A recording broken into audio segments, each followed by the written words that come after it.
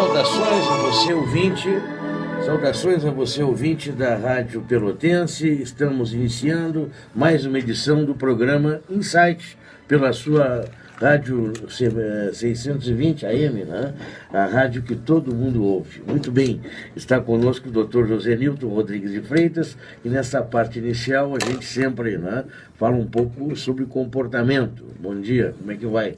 Tudo bem, Nilton? Bom dia, Leandro. Bom dia, pessoal de casa. A primeira experiência, né, na semana passada, também para o Facebook, com as imagens aqui no nosso estúdio, né? Hoje já é o segundo programa. E a gente recebeu inúmeras participações, né, de diversos lugares, até não só do Brasil. Isso é sempre interessante, quando a gente coloca na rede social, né, além do próprio sinal da rádio, que é bastante abrangente. Muito interessante que nós estamos ao vivo agora no mundo todo, via Facebook do programa Insight. Tá ótimo. Dr. Nilton, nós tínhamos deixado no programa passado, né, o aspecto sobre a sexualidade e que comunga, né, no mesmo ambiente, né, do momento sexual das pessoas, do casal, as vivências ou as participações, vamos dizer assim, dos nossos pais, né, avós, enfim, dos nossos familiares. Cada um leva junto esse grupo, né? E evidentemente que a gente ficou faltando ampliar essa questão até para melhor entender, né? Então, falávamos das questões, e eu um pouco rebobinando o filme para as pessoas que estão em casa e que nos acompanham. Semana passada falávamos um pouco, tu tiraste o tema de que quando alguém vai para a cama, muitas pessoas estão na cama, e falávamos da história de cada um, da cultura, da história dos povos, do herdado, das repressões que cada pessoa traz dentro de si, que isso conta uma história, evidentemente, que envolve muitas pessoas atuais e ancestrais. A isso tu te referias, e realmente, quando uma pessoa estabelece uma relação de amor com alguém, essa pessoa traz dentro de si, no seu modelo de relação de amor, marcas atuais e herdadas, evidentemente. Nós temos, através das nossas vivências intrauterinas, através do mundo herdado, através das séries complementares, como dizia Freud, ou seja, dos elementos mais primários da história da humanidade, e depois alguém disse da pré-história também da humanidade, nós vamos recebendo esses através do código genético, através da combinatória da concepção, da mesma forma que recebemos a cor dos olhos, do cabelo, da pele, etc., nós temos uma influência muito grande dos nossos ancestrais. Isso se dá totalmente ao acaso, são milhões e milhões de informações, nós não temos condições de identificá-las, mas nós, às vezes, podemos encontrar traços que nos afirmam que somos contaminados pelo passado. Então, cientificamente, isso é uma questão para muitos autores já resolvida, e de tal forma que os nossos modelos de relação de casal, de amor, etc., trazem essas marcas do passado, modificadas, evidente, pelas nossas vivências intrauterinas e pós-natais, através das relações fundamentalmente com nossos pais. Daí a expressão que tu usaste de que tem muita gente na cama junto conosco, digamos assim, através dessas experiências, dos mandatos internos e tudo mais que todos nós vamos sofrendo. Agora, o que leva a pessoa a ter uma boa resposta, por exemplo, né, de satisfação, né, e outras nem tanto? Bom, vai depender fundamentalmente da saúde mental. O pessoal é muito importante, e é aí onde entra a psicanálise. A psicanálise fundamentalmente trata das vivências atuais do indivíduo, vivências sejam essas intrauterinas, sejam pós-natais. Fundamentalmente as pós-natais, nós vamos cada vez mais nos especializando em entender o que foi deformando a personalidade desse sujeito e fazendo com que ele tenha uma série nesse caso específico que tu estás falando, restrições ou renúncias, por exemplo, sexuais importantes, que faz com que ele, de repente, não desfrute tanto quanto poderia. Mas não só na questão da sexualidade corporal, mas na criatividade. Tem pessoas que não conseguem produzir o suficiente, tem pessoas que têm dificuldade de toda a ordem, que tem que ver com o tema da repressão.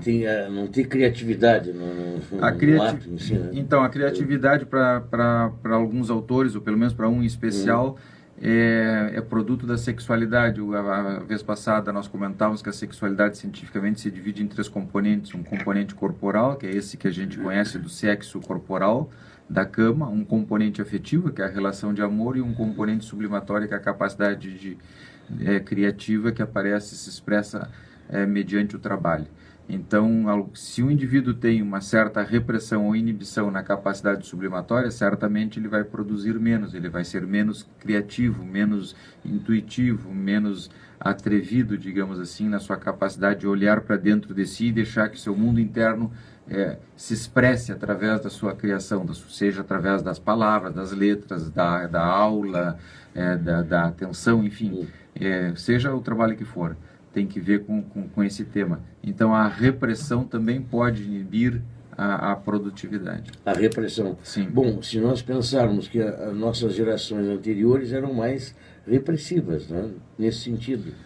Isso faz também, ou gera comportamentos de acordo com as gerações, porque hoje parece-me que a atual geração é mais livre, né? Mais liberta. Em alguns aspectos, em outros não.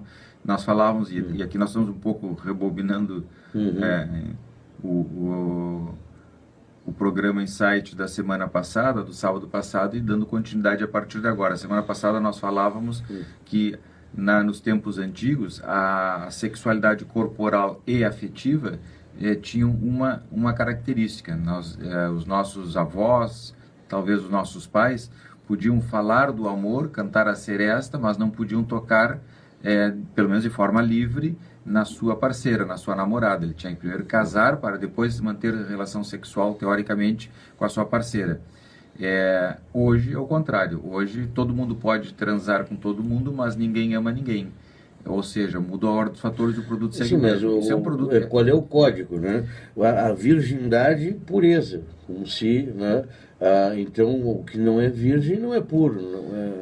Na verdade, como tu lê, né? É sujo. Na verdade, o psiquismo dos nossos antepassados, recaía mais, a repressão recaía mais sobre o corpo.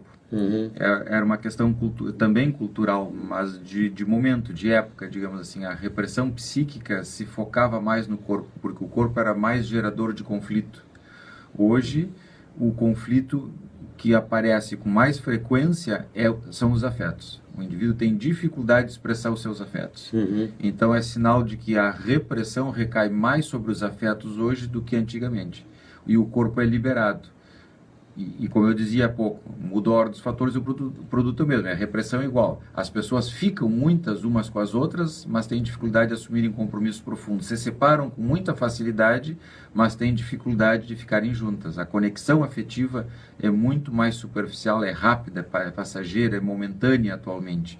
Então os casais se desfazem com facilidade, são casais de oportunidade, casais para viagem, casais de fim de semana, de férias, casais de momentos, digamos assim, que se formam com muita facilidade. São poucos os casais que perduram.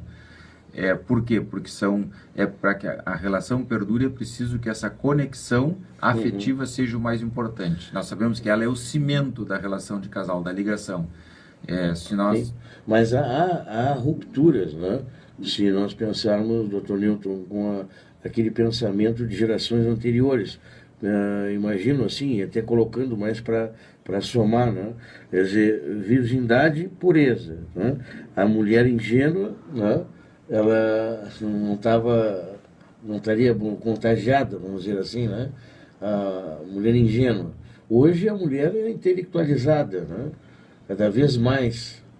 Ou até, nem sei hoje, se nós pegarmos a média do homem e da mulher, né, a mulher tem cada vez absorvido, né, ou obtido maior resultado na parte de universidades, enfim, né? Então, cada vez a mulher mais intelectualizada e essa visão de virgindade há muito tempo acabou, né? O que tu dizes desde o ponto de vista da mulher é correto, mas nós observamos o mesmo nos meninos, nos homens, nos adolescentes. Ou seja, também os adolescentes não querem ter homens, né, do gênero masculino, não querem ter relações, conexões afetivas profundas.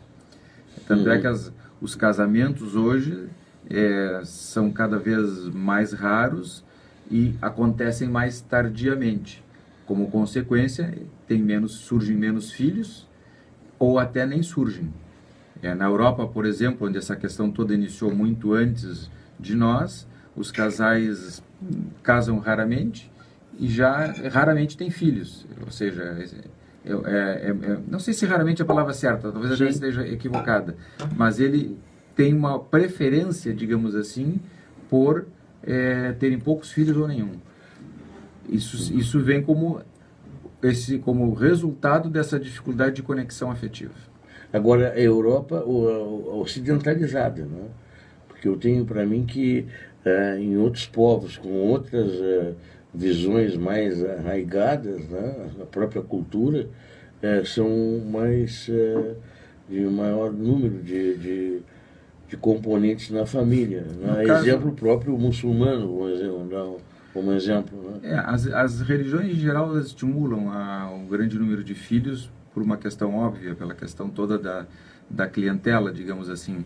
Na história da humanidade tem sido assim. A Europa tem um agravante que é o tema da Guerra Fria. Depois da última grande guerra, na década de 50, a partir da década de 50, todos os europeus viveram sentados em cima de ogivas nucleares, em todos os países, com a ideia de que o mundo podia terminar a qualquer instante, que a vida não valia a pena. Além do mais, tinham passado por duas grandes experiências terríveis, das últimas duas grandes guerras, que fez com que eles reavaliassem de forma pessimista a existência do ser humano. Então, eles não... É muito comum se ouvir de um europeu o questionamento de por que colocar uma criança no mundo. Evidentemente que isso é produto da história deles. Nos países latinos e no resto do mundo, como tu dizias, fora a questão toda da religiosidade, do estímulo das religiões, entre elas a própria católica, de incentivar a procriação, na Europa em si não há. Mesmo católicos não esse discurso católico de ampliar na Europa não pega por outras razões, né? Mas também parece-me que quanto mais desenvolvido é a sociedade, menor é o tamanho familiar, né? Também está ligado nesse aspecto. Vai mudando, né? A dinâmica. Nós estamos longe da guerra, mas ao mesmo tempo as regiões onde a condição financeira é melhor, e até interessante, né? A condição financeira é melhor, poderia ter mais filhos e se retrai, né? Assim, a prole é menor. Bom, isso vai mudando a característica das famílias. As famílias menores se reorganizam de uma forma diferente. Evidentemente que as grandes famílias, as relações familiares, os encontros natais, as festas, os aniversários, têm uma característica bem mais festiva. As famílias menores são mais fechadas, até mais tristes, eu diria, com um pouco menos de entusiasmo. Os grandes encontros normalmente se prestam bastante para as questões maníacas, digamos assim, eufóricas, então as festas são bastante alegres. Quando são poucas pessoas, é difícil que alguém se destaque euforicamente por muito tempo, porque o ambiente desgasta por si só a euforia do sujeito. Mas eu me refiro à euforia social, não à euforia mania com um mecanismo de defesa vigente, digamos assim, do indivíduo que sai gastar loucamente. Né? A gente pensando em voz alta, né, doutor Nilton, que aqui é o pensamento livre, né? Bom, nós estamos tomando até chimarrão. Exatamente, né? Nossa cultura gaúcha. Que alguém muito longe pode não entender, né? O que nós estamos fazendo aqui. Parece que existe uma relação IDH, né? Quanto melhor o IDH, né? Menor a produtividade, a reprodução, o tamanho familiar. E quanto melhor o IDH, menor vínculo religioso no mundo ocidental. Bom, as pessoas mais intelectualizadas, que estudam mais, que têm um conhecimento científico maior, evidentemente questionam o tema da religião, com mais profundidade, o qual não significa dizer que não possam ser religiosos ou que deixem de ser religiosos, mas passam a ter uma relação com a religião de uma forma mais complexa. Não vai acreditar, evidentemente, numa série de coisas que se repetem por aí, mas tem a sua fé, tem a sua crença, tem um entendimento mais complexo da religião, um entendimento mais cósmico, muitas vezes, que aponta para uma grandiosidade, para uma energia, digamos assim, que possa ajudar as pessoas, ou se sente ajudado quando conversa consigo, com si mesmo, quando está em momentos difíceis, que pede ajuda, não sei de onde, esse indivíduo se conecta dentro da sua necessidade, se conecta com algo que ele não sabe dizer de onde vem ou para onde vai. Mas então isso passa a ser uma expressão da religiosidade. Nós, seres humanos, todos somos religiosos de alguma forma, mesmo quem se considera ateu termina sendo religioso. Eu fiz esse braço porque a gente percebe, Newton, que a maior parte das religiões coloca a sexualidade, né, como algo que não seja puro, né? Ou até porque valoriza a própria virgindade, como a virgindade fosse sinônimo de pureza. A virgindade é a expressão da repressão. Ou seja, quanto mais reprimido é o indivíduo, mais ele se preocupa com a forma, mais ele se preocupa com o que os outros vão pensar, ou coloca valores de cunho moral em lugares que não deveria ter. Então o indivíduo passa a se preocupar com o que os outros vão pensar, ele passa a ter uma grande preocupação com um aspecto que é insignificante dentro da relação, comparado com o todo, e aquele pequeno aspecto passa a representar o todo, ou seja, a pessoa passa a viver como se a virgindade tivesse uma expressão tamanha numa relação que botasse em jogo o pensamento, as ideias, a moral, a ética, o caráter do sujeito, etc, etc, etc, quando é só um ímen, é só uma relação corporal, é só nada além disso, não vale nada além disso, fora as vivências de prazer ou não que tenham ficado no psiquismo do indivíduo, mas para algumas pessoas isso passa a ser um representante maior. Mas é uma dificuldade daquela pessoa, pessoalmente, não tem nada a ver com o real, digamos assim. A partir desse momento, essa pessoa criou na cabeça dela. Eu sei que isso está expresso em alguns livros religiosos, evidentemente, mas porque as religiões são muito repressoras em termos gerais são muito repressoras, se dão muito mal com o prazer. Então, e o corpo é uma fonte de moralismo, prazer. ele reprime, né? Sim. Moralismo, Sim. Ele reprime. É uma expressão da repressão. Então, é uma forma de exprimir a repressão que o sujeito tem dentro dela. Dá para chegar a fazer um elo, né? Quanto mais moralista, mais que é complicado a relação da sexualidade, do sexo, assim? Mais complicada, sim, menos liberdade, menos prazer, mas não só no sexo, com tudo. O indivíduo vai trabalhar, não tem prazer no trabalho, vai passear, não tem prazer no passeio, compra uma roupa nova e não curte, sai para jantar e bota defeito em tudo. O indivíduo fica de mau humor, digamos assim, com relação à vida. O indivíduo de mal com a vida. O indivíduo reprimido é um indivíduo de mal com a vida, que tem uma dificuldade enorme de poder usufruir, gozar, ter prazer, curtir. E essa repressão, ela atinge também a autoestima? Termina atingindo, porque o indivíduo passa a ter na medida que o indivíduo começa a renunciar, na medida que o indivíduo começa a não aproveitar, ele começa a se sentir menos, etc, etc. Agora, a autoestima, propriamente dita, ela está relacionada, ela tem que ver com as relações básicas, primárias, digamos assim. Não que a repressão não tenha, mas eu me refiro ao fato do investimento que o bebê ou que a criança pequenininha tem que ter no ambiente da casa e que muitas vezes não recebe. No sentido de que ele deveria... o orgulho, a admiração que os pais deveriam sentir por essa criança, ou estar junto, as associações que a criança faz a partir das relações primárias. Por exemplo, se o pai está em casa, chega em casa, chama essa criança, brinca com essa criança, se leva à escola, se estuda com ela, se ajuda a mãe nas tarefas da casa que tem que domésticas, que tem que ver com o tema da criação, etc. É uma criança que vai se sentir importante para esse pai. Se o pai sai, não volta, tem outras mulheres, outra família, trabalha, passa 15 dias sem vir em casa, não liga, não interage, não nada, essa criança, evidente, ou chega em casa, ele lê o jornal, lê a televisão, ninguém pode incomodar ele, está assistindo o programa o tempo todo, o jornal disso, o jornal daquilo, vai se hastear, ninguém pode chegar perto dele. Essa criança, depois de um certo tempo, começa a elaborar melancolicamente de que ela não vale nada, ela não é um ser importante para aquele pai. E aí nós temos que ver com está ligado, o tema da autoestima. A própria infância, com a história de vida do sujeito. Às vezes o pai é muito desligado, desconectado afetivamente, já que começamos o programa falando da desconexão afetiva.